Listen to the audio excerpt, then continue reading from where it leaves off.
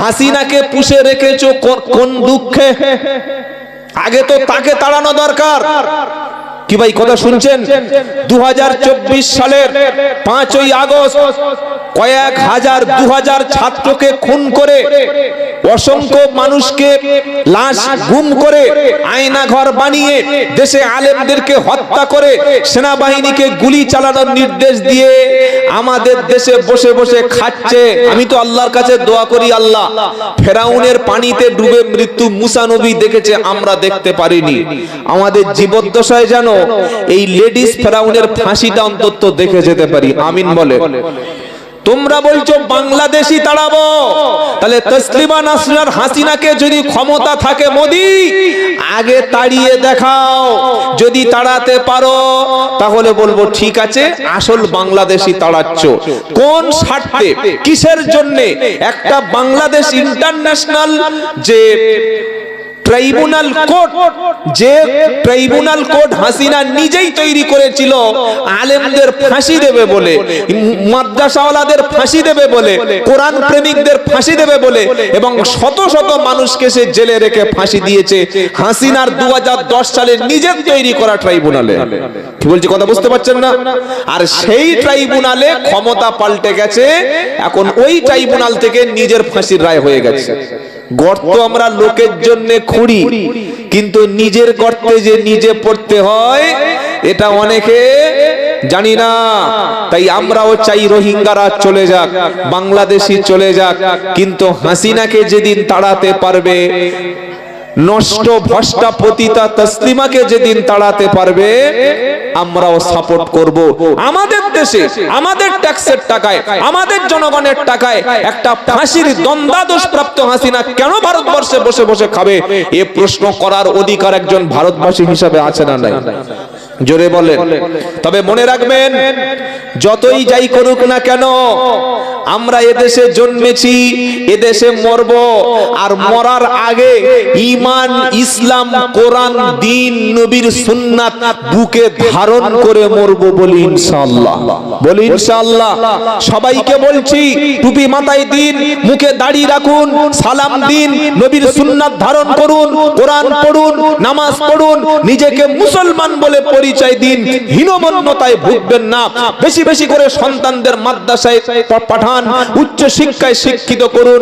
আপনাকে বাঁচতে হলে একবার এ দলে একবার ও দলে মুনাফিকি করে নিজের পরিচয় লুকিয়ে নিজের আত্মগোপন করে না, আমাকে যদি মুসলমান বলে সন্দেহ করে না, ভাই বাঁচতে হলে দ্বীন ইসলাম মানি, প্রকাশ্য ইসলাম মানি, আমি কোরআন মানি, আমি ভারতবর্ষের সংবিধান মানি, আমি দেশের সংবিধান অনুযায়ী চলি, ইসলাম এবং দেশ আমাকে ধর্ম পালন করার অনুমতি দিয়েছে।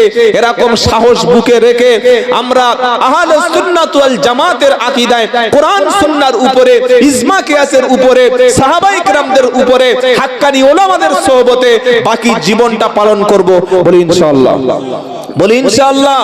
আর আমরা যদি মনে করি যে আমরা নিজেদের সুন্নাত, নিজেদের দেশ, নিজেদের ইসলামিক আচরণ বাদ দিয়ে কাফের বেঈমান মুশরিকদের খুশি করে জীবন যাপন করলে আমরা মনে হয় সম্মান পাবো, সেগুড়ে আল্লাযীনা ইয়াত্তাখিদুনাল কাফিরিনা আউলিয়া মিন দুনিল মুমিনিন আয়াবতাগুনা ইনদাহুমুল ইজ্জাত ফা ইন্নাল ইজ্জাতা লিল্লাহি জামিয়া। 5 নম্বর পারা 19 নম্বর পৃষ্ঠা 13 নম্বর লাইনের 139 নম্বর আয়াত, সূরার নাম নিসা। কোরআন শোনাচ্ছে আল্লাযীনা ইয়াত্তাখিদুনাল কাফিরিনা আউলিয়া মিন দুনিল মুমিনিন আয়াবতাগুনা ইনদাহুমুল ইজ্জাত ফা ইন্নাল ইজ্জাতা লিল্লাহি জামিয়া। যারা ঈমানদারদেরকে বাদ দিয়ে আল্লাহর দুশমন কাফির মুশরিকদেরকে বন্ধু রূপে গ্রহণ করে, আল্লাহ পাক বলছে ঈমানদারদেরকে ছেড়ে দিয়ে কাফের মুশরিকদেরকে যারা বন্ধু রূপে গ্রহণ করে তারা তাদের কাছে সম্মানের আশা করে যে ওরা আমাকে সম্মান করবে। আল্লাহ পাক বলছে না, ফা ইন্নাল ইজ্জাতা লিল্লাহি জামিআ, প্রকৃত ইজ্জত সম্মান তো আমার আল্লাহ পাক, তিনি ইজ্জতের মালিক, যাকে খুশি তাকে তিনি সম্মান দান করেন। আর ইজ্জত সম্মান কেবলমাত্র আল্লাহ ঈমানদারদের জন্য রেখেছে। জোরে বলুন। সম্মান যদি পেতে চাও ইসলামের মধ্যে চলে আসো, দ্বীনের মধ্যে চলে আসো। যে যত বেশি ধার্মিক হবে, যত বেশি কোরআন প্রেমিক হবে, যত বেশি আল্লাহওয়ালা হবে, আল্লাহ তত বেশি সম্মান বাড়াবে। জোরে বলুন। ইমাম বুখারী রাহমাতুল্লাহ আলাইহি, ইমাম হাম্বলী রাহমাতুল্লাহ আলাইহি, ইমাম আবু হানিফা রাহমাতুল্লাহ আলাইহি, বড় পীর আব্দুল কাদের জিলানী রাহমাতুল্লাহ আলাইহি, তাদের সম্মান কিয়ামত পর্যন্ত থাকবে না। যত বড় পীর সাহেব আসুক, আলেম আসুক, মুফতি আসুক, এদের সম্মান কখনো ছোট হবে না। কারণ যে যত বেশি কোরআন প্রেমিক, যে যত বেশি ইসলামকে মহব্বত করবে, যে যত বেশি নবীর সুন্নাতকে ভালোবাসবে, আমার আল্লাহ তার তত বেশি সম্মান উপরে তুলে দেবে। জোরে বলেন। বললে হুজুরে তো গল্প, দলিল কি আছে বলো? তো কোরআন শোনাচ্ছে ওয়াল্লাযীনা উতুল ইলমা দারাজাত, 28 পারা 2 পৃষ্ঠা 14 নম্বর লাইনের 10 নম্বর আয়াত সূরা মুজাদালা। আল্লাহ পাক বলছেন আমি আল্লাহ তাদের সম্মানটা উপরে তুলব, তাদের মর্যাদা উপরে বাড়াবো। যাদের কাছে ইলম আছে, যাদের কাছে আমার ইলম আছে, ইলমওয়ালা যারা, আলেম যারা, আলেমদের মর্যাদা আমি আল্লাহ ইলমের কারণে উপরে বাড়িয়ে দেব। জোরে বলুন। কোরআন যত পড়ব, কোরআন যত ধরব, কোরআন যত বুঝব, তত আমি হিরো হব। আর কোরআনের সাথে ইসলামের সঙ্গে বিয়াদবি করলে হিরো থেকে জিরো বানাতে 1 সেকেন্ড সময় আল্লাহর। জোরে বলেন। ইদা কদা আমরান ফা ইন্নামা ইয়াকুলু লাহু কুন ফায়াকুন। তিনি আল্লাহ, তিনি যখন কিছু কাজ করার ইচ্ছা করেন শুধুমাত্র কুন বললে কাজটা সাথে সাথে হয়ে যায়, আর ফায়াকুন বললে মুহূর্তের মধ্যে ধ্বংস হয়ে যায়। ইজ্জত সম্মান আল্লাহ দান করে, আল্লাহ যাকে খুশি বেইজ্জত করে। কুলিল্লাহুম্মা মালিকাল মুলকি তুতিল মুলকা মান তাশা ওয়া তানজিউল মুলকা মিম্মান তাশা ওয়া তুইজ্জু মান তাশা ওয়া তুদিল্লু মান তাশা বিয়াদিকাল খায়র ইন্নাকা আলা কুল্লি শাইইন কাদির। 3 পারা 10 নম্বর লাইনের 28 নম্বর আয়াত 12 নম্বর পৃষ্ঠা সূরার নাম আল ইমরান। আল্লাহ বলছেন বলো সমস্ত সাম্রাজ্যের মালিক হলাম আমি আল্লাহ। আমি যাকে খুশি তাকে সাম্রাজ্য দান করি, যাকে খুশি আমি সাম্রাজ্য ছিনিয়ে নিই। নেপালের প্রেসিডেন্টকে ছিনিয়ে নিয়েছি, শ্রীলঙ্কার প্রেসিডেন্টকে ছিনিয়ে নিয়েছি, বাংলাদেশের ফেরাউনকে ছিনিয়ে নিয়েছি, সিরিয়ার প্রেসিডেন্টকে ছিনিয়ে নিয়েছি। আবার আমি আল্লাহ রাস্তার ফকিরকে, চাওয়ালাকে প্রেসিডেন্ট বানিয়ে দিতে পারি। সবগুলি আমার ক্ষমতা। ইসলাম মেনে চলবো ইনশাআল্লাহ। জোরে বলেন। বিশ্ব নবী সাল্লাল্লাহু আলাইহি সাল্লাম যখন আল্লাহর পক্ষ থেকে কোরআনের বাণীগুলো মানুষের কাছে প্রচার করছিল, আল্লাহর নবীর দুশমন ছিল না? একটা দুটো? আবু জাহেল, আবু লাহাব, উতবা, সাইবা, মুগিরা, প্রথমের দিকে আবু সুফিয়ান। মক্কার বেশিরভাগ ছিল নবীর দুশমন, বেশিরভাগ ছিল নবীর দুশমন। আমরা মনে করি আল্লাহ আমার দুশমন রেখেছে, মনে হয় আমি পাপ করেছি, আল্লাহ আমার শত্রু রেখেছে, মনে হয় ভুল পথে আছি।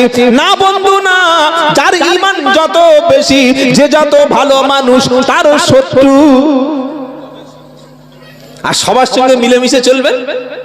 কি বুঝলেন? যেখানে যেমন সেখানে তেমন, কোন শত্রু পাবেন না, সবাই ভালো বলবেন। নারাই তাকবীর, হুজুর যা বলবে ঠিক আছে। পাড়ায় সবাই বন্ধু। আর শত্রু তার হয় যে হকের উপর চলে, যে মিলে গুলে সব ঘাটে পানি খায়, ওর কোনো শত্রু নেই। ও সুবিধাবাদী লোক। যে দল যখন ক্ষমতা আসে আপনার জন্যই অপেক্ষা করছিলাম, সুবিধাবাদী জিন্দাবাদ। কিন্তু হকের উপর চললে, ইমানের উপর চললে, ইসলামের উপর চললে, দ্বীনের উপর চললে, সত্যের উপরে চললে শত্রু বাড়বে না বাড়বে না? জোরে বলেন। কারণ বিশ্ব নবীর দুশমন ছিল সবচাইতে বেশি। আল্লাহর নবী যখন কোরআন শোনাচ্ছিলেন, কোরআন থেকে তাদেরকে কোরআনের দাওয়াতগুলো দিচ্ছিলেন, মক্কার মানুষগুলো বলল, রে মুহাম্মদ সাল্লাল্লাহু আলাইহি ওয়াসাল্লাম নিজে কোরআন রচনা করছে, নিজেই কোরআনগুলো লিখে লিখে সকালে বলছে। আল্লাহ পাক বললেন, নবী ওদের চ্যালেঞ্জ করো, কি ইন কুনতুম ফি রাইবিন মিম্মা নাযালনা আলা আবদিনা ফাআতু বিসূরাতিন মিন মিথলিহি ওয়াদউ শুহাদাআকুম মিন দুনিল্লাহি ইন কুনতুম সাদিকিন। প্রথম পারা সূরা বাকারার 23 নম্বর আয়াতে আল্লাহ বলছেন, হে বিশ্ববাসী, আমি আমার বান্দার প্রতি, আমি আমার মুহাম্মদ সাল্লাল্লাহু আলাইহি সাল্লামের প্রতি যে কোরআন আমি নাজিল করেছি, আজকে যে কোরআনটা মক্তবে পড়া হয়, যে বাচ্চাদের বসিয়ে বসিয়ে কোরআন পড়া হয়, আল্লাহ বলছেন, নবী আমি যে কোরআন নাজিল করেছি, মক্কার লোকদের যদি সন্দেহ হয় যে এটা মুহাম্মদ সাল্লাল্লাহু আলাইহি সাল্লাম নিজে বানিয়ে বানিয়ে বলছে, তাহলে ওদেরকে বলো ফাআতু বিসূরাতিম মিন মিথলিহি, ওরা কোরআনের মতো ছোট্ট একটা সূরা তৈরি করে আনুক। ওরা যদি পারে, আল্লাহর নবী চ্যালেঞ্জ করলেন, তোমরাও কোরআন তৈরি করে কোরআনের মতো আয়াত বানিয়ে আনো। কখনো সম্ভব হবে না, কারণ কোরআন হলো সম্পূর্ণ আল্লাহর বাণী। যখন তারা পারল না, আবার আল্লাহ চ্যালেঞ্জ করলো, হে কোরআনের দুশমন যারা, হে মাদ্রাসার দুশমন যারা, দ্বীনের দুশমন যারা, তোমরা যদি কোরআন নিজেরা না তৈরি করতে পারো, তাহলে জিনদের সাহায্য তোমরা নাও। জিন বোঝেন? জিনদের সাহায্য নাও। কুল্লাইন ইজতামাআতিল ইনসু ওয়াল জিন্নু আলা আইয়াতু বিমিসলি হাদাল কুরআন লা ইয়াতুনা বিমিসলিহি ওয়ালাউ কানা বা'দুহুম লিবাদিন যাহিরা। 15 নম্বর পারা 9 নম্বর পৃষ্ঠা 8 নম্বর লাইনের 85 নম্বর আয়াত সূরা বানী, 87 88 নম্বর আয়াত সূরা বানী ইসরাইল। আল্লাহ বলছেন, হে নবী বিশ্ববাসীর কাছে বলে দাও, সমস্ত মানুষ যদি জিনদের সাহায্য করে, আল্লাহর কোরআনের মতো একটা ছোট্ট সূরা তারা কখনো তৈরি করে আনতে পারবে না, কারণ এই কোরআন হলো সম্পূর্ণ আল্লাহর কালাম।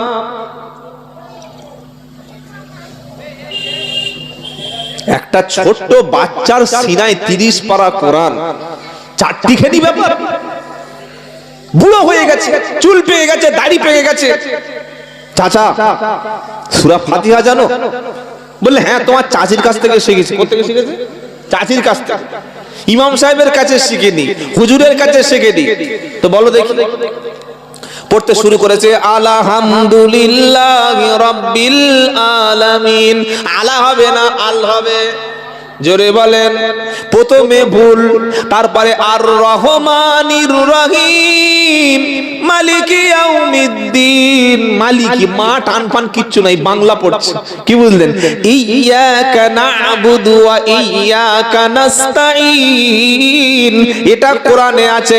চাচা কি পড়ছে?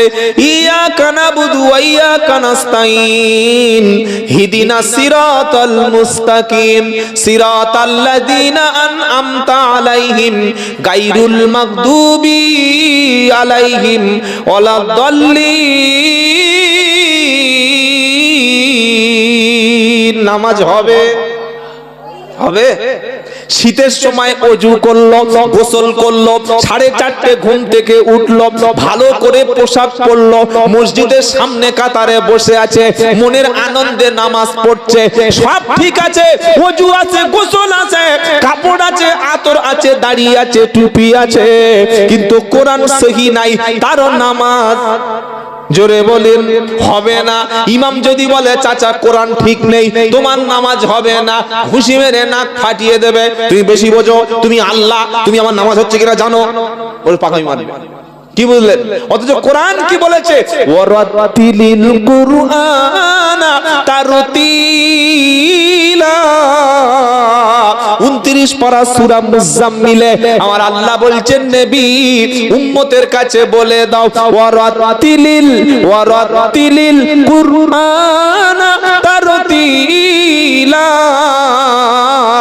যখন কোরআন পড়বে তারতিলের সঙ্গে, তাসবিদের সঙ্গে, মাখরাজের সঙ্গে থেমে থেমে কখনো একালিফ টান হবে, কখনো একালিফ গুন্না হবে, কখনো চারালিফ টান হবে, কখনো থামতে হবে, কখনো মুখ গোল হবে, যেমন আল্লাহ মুখ গোল হবে, সামি আল্লাহ লা ইলাহা ইল্লাল্লাহ মুখ গোল হবে, আবার কখনো মুখটা বড় হবে, যেমন আউযু বিল্লাহি মিনাশ শাইতানির রাজিম, বিসমিল্লাহির রহমানির রহিম।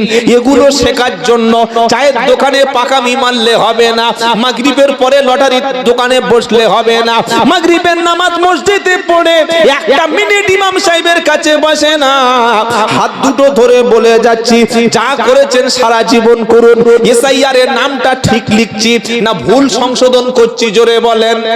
আধার কার্ডে যে নাম, আই কার্ডে সেই নাম, প্যান কার্ডে যে নাম, খুঁটিয়ে খুঁটিয়ে ফর্ম ফিলআপের সময় ভালো করে বলছি ভাই, একটা অক্ষর যেন ভুল না হয়, কারণ একটা অক্ষর ভুল হলে নাম বাদ পড়বে। আপনি যখন কোরআন পড়ছেন, নামাজ যখন পড়েছেন, নিজে বাংলা পড়ে কোরআন শিখে বাংলা নামাজ চালিয়ে দিয়েছেন, হ্যাঁ বাবাজিরা তওবা করুন, বাকি জীবনটুকু আলেমের কাছে বসবো, আলেমের কাছে কোরআন শিখবো, আর যেটা আমি জানি ওটা সঠিক কিনা একটা হাক্কানি আলেমের কাছে বসে কোরআন আমি মশক করব, ইনশাআল্লাহ বলেন। চালিয়ে যাচ্ছে, সারা জীবন চালিয়ে যাচ্ছে, ভুলভাল চলে যাচ্ছে, আর বলছে আমার যা নামাজ 36 বছর নামাজ, 36 বছর 500 বছর নামাজ পড়লে কিছু হবে না যদি কোরআন ভুল থাকে। কোরআন যাতে ভুলটা সংশোধন করে নেওয়া যায় তার জন্য মাদ্রাসা, শুধু বাচ্চাদের জন্য না। আমার বয়স হয়ে গেছে, আপনার বয়স হয়ে গেছে, চুল দাড়ি পেকে গেছে, যদি সন্ধ্যার পরে মাদ্রাসার শিক্ষকের কাছে এসে বলেন, হুজুর এতদিন কোরআন জানতাম না, নামাজ শিক্ষায় বাংলা লেখা আছে, ওই দেখে দেখে পড়েছি, ভুল কি ঠিক জানি না, তবে মনে হচ্ছে যেন মনে হয় কোনো এক জায়গায় ভুল হচ্ছে, আপনি একটু সংশোধন করে দেবেন, আপনি একটু ঠিক করে দেবেন, এটা বললে ইমাম সাহেব গলা কেটে নেবে? হ্যাঁ, কাটবে না। বাবাজিরা আল্লাহ ভাইরা, শেখার বিষয় কোনো গোপন করব না বলে ইনশাআল্লাহ। বিশ্বনবী চ্যালেঞ্জ করলেন, এই মক্কার মানুষেরা, যদি কোরআন আল্লাহর বাণী ছাড়া কোনো মানুষের বাণী হয়, তোরা কোরআন সম্ভব নয়, কোরআন কখনো সম্ভব নয়। তারা পারল না, আল্লাহ পাক শুনিয়ে দিলেন, যখন যদি তোমরা না পারো তাহলে কোরআনের উপরে পরিপূর্ণ ঈমান আনো। কি ঈমান আনো? পরিপূর্ণ, হাফ ঈমানে চলবে না। আপাতু মিনুনা বিবাদিল কিতাবি ওয়া তাকফুরুনা বিবাদ ফামা জাযাউ মান ইয়াফআলু যালিকা মিনকুম ইল্লা খিজুন ফিল হায়াতিদ দুনিয়া ওয়া ইয়াউমাল কিয়ামাতি ইউরাদুনা ইলা আশাদ্দিল আযাব ওয়া মাল্লাহু বিগাফিলিন আম্মা তা'মালুন।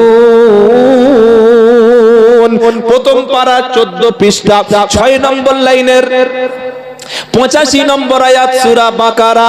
আল্লাহ পাক বলছে, বিশ্বাসী ঈমানদারেরা, আফাতু উমিনুনা বিবাদিল কিতাবি ওয়া তাকফুরুনা বিবাদ ফামা জাযাউ মান ইয়াফআলু যালিকা মিনকুম ইল্লা খিজইউন ফিল হায়াতিদ দুনিয়া।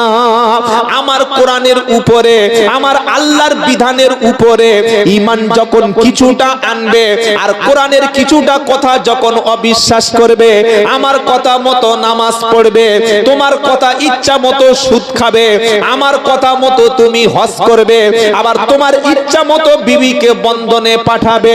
আমি আল্লাহ বলেছি নারীর উপরে পর্দা ফরজ। তুমি জলসায় এসে মাথায় টুপি দিয়ে মুখে দাড়ি দিয়ে সুন্দর করে বসে বসে কখনো দরুদ শরীফ পড়ছো, কখনো কোরআন শরীফ শুনছো, কখনো সুবহানাল্লাহ বলছো, কখনো ইল্লাল্লাহ বলছো, আর তোমার বাড়ির মেয়েটা জলসার নাম করে 14টা পুরুষের গায়ের ধাক্কা খেয়ে একদম ফুলে বাড়ি চলে গেছে। এই বিষয়ে তোমার সাধারণ জ্ঞান কি ছিল না? আমি আল্লাহ পাক শুনিয়ে দিয়েছি, ওয়াকরনা ফি বুয়ুতিকুন্না ওয়ালা তাবাররুজনা তাবাররুজাল জাহিলিয়াতিল উলা। হে নারীরা, তোরা ঘরের মধ্যে থাকবি, ঘরের মধ্যে বাস করবি। যদি বাইরে যেতে হয় জাহালাতের যুগের মতো, মূর্খতার যুগের মতো সাজসজ্জা করে ল্যাংটো হয়ে ঠোঁটে লিপস্টিক দিয়ে মুখে মেকআপ দিয়ে পাতলা শাড়ি পরে পিটকাটা ব্লাউজ পরে গোটা দেহটা সবার সামনে খুলে স্করপিওর মতো বডি বার করে পরপুরুষের আকৃষ্ট করার জন্য নোংরামি অবস্থায় বার হবি না। ওরকম নোংরা হয়ে বার হলে তোদের ধর্ষণ হবে, রেপ হবে, শ্লীলতাহানি হবে, টানাটানি করবে, তোদের কোনো নিরাপত্তা থাকবে না। এটা আল্লাহ তো শুনিয়ে দিয়েছিল। এরপরে মুসলমান মেলায় মেয়েদেরকে পাঠায় কিভাবে? জলসা মানেই মেলা। কবে এগুলো বন্ধ হবে ভাই? আমি সেদিন একটা জলসায় গিয়েছিলাম, নাম বলবো না, ওদের বলে এসেছি যে সামনে বছর থেকে দেবেন যদি জলসা দেন, আর যদি বলেন না মেলা দেবো, মেলাই দেন। একটা প্লেটে একদিকে মিষ্টি, একদিকে সন্দেশ, একদিকে আপেল, একদিকে আনারস, একদিকে খেজুর, আর একদিকে কুত্তার পায়খানা। হ্যাঁ, জামাইয়ের দিলে খাবে? প্লেটে আপেল সাজিয়েছেন, মিষ্টি সাজিয়েছেন, টক দই দিয়েছেন, আর একটু নাকের শিগনি প্লেটে দিয়েছেন, কেউ খাবে? তো আমরা কি করেছি ভাই? এর জন্য দায়ী সমাজ। এর জন্য ফিরে আপনাদের আগে আসতে হবে, সচেতন হতে হবে। কিছু মনে করবেন না, আমার এই 33 বছর বয়সে আমি আসাম, ত্রিপুরা, উড়িষ্যা, ঝাড়খণ্ড আল্লাহ আমাকে নিয়ে গেছে। পশ্চিম বাংলার প্রত্যেকটা জেলায় আমি যাই, আলহামদুলিল্লাহ। কিন্তু নিজের থুতু নিজের গায়ে অনেক সময় পড়ে। আমার বাড়ি দক্ষিণ 24 পরগনার বারাইপুর থানা, এই উত্তর 24 পরগনা, দক্ষিণ 24 পরগনা, পূর্ব মেদিনীপুর আর নদিয়া জেলা।